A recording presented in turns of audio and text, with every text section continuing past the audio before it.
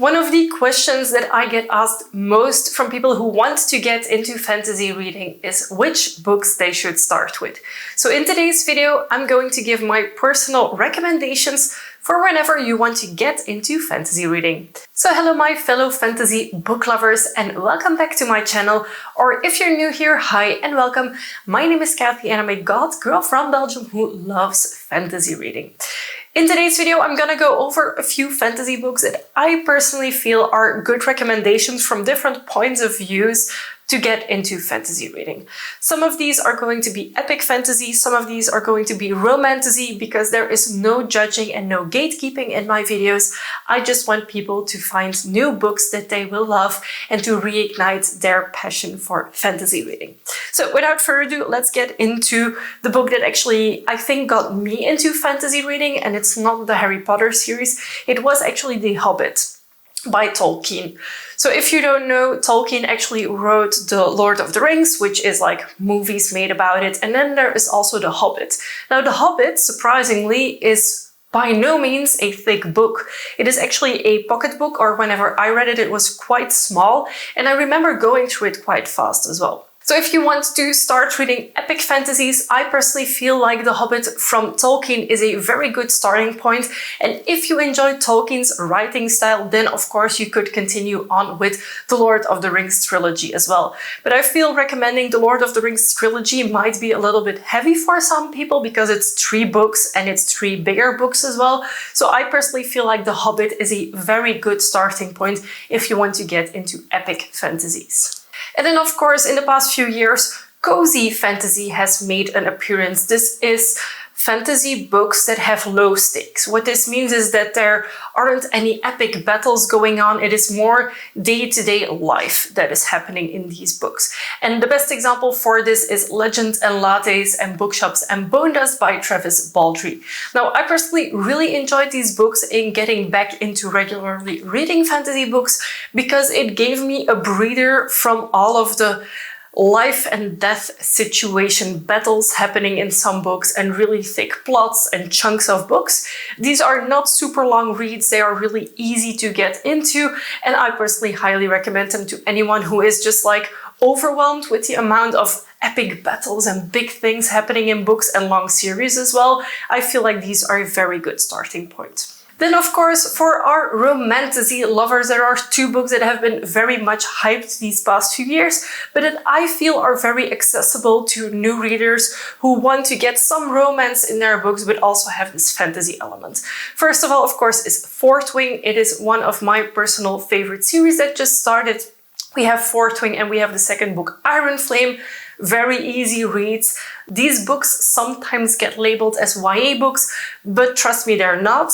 In Fourth Wing, we have this military system where everyone needs to be put into a class of the military that they join.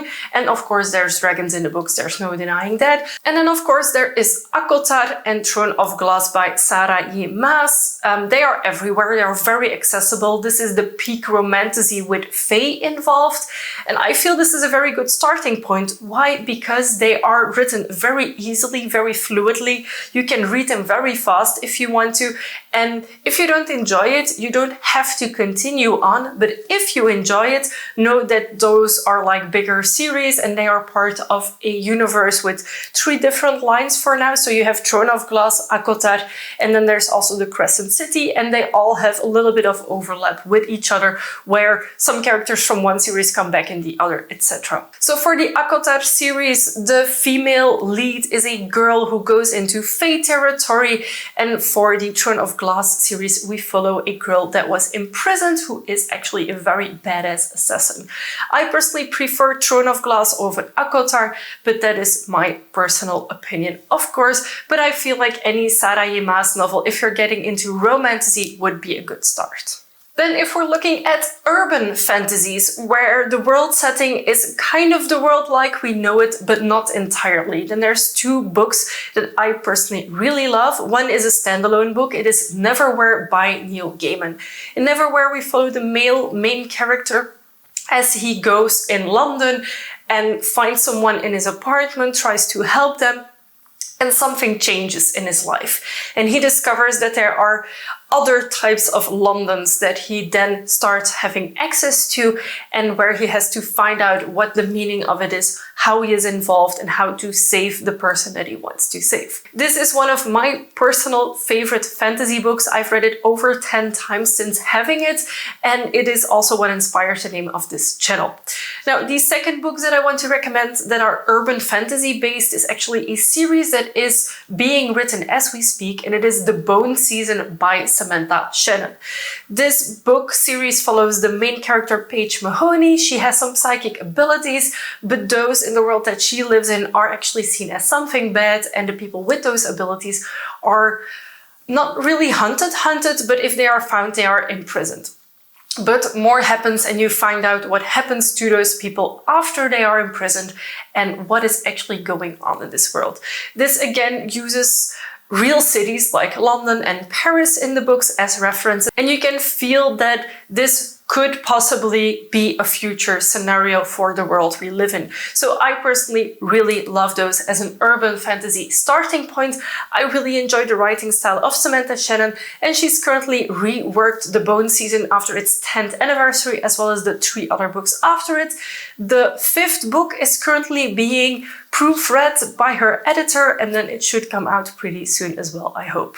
If you would enjoy something with fae and fairies but are not really into Sarayema's romantasy, then of course I have another recommendation for you, and it is Emily Wilde's. Emily Wilde's Encyclopedia of Fairies is the first book, and Emily Wilde's Map of the Other Lands the second one. In this, we follow the main character, Emily Wilde. She's an academic professor who does research on fairies. So in the first book, she actually starts documenting a specific region in the world and the types of fae and fairies that live there.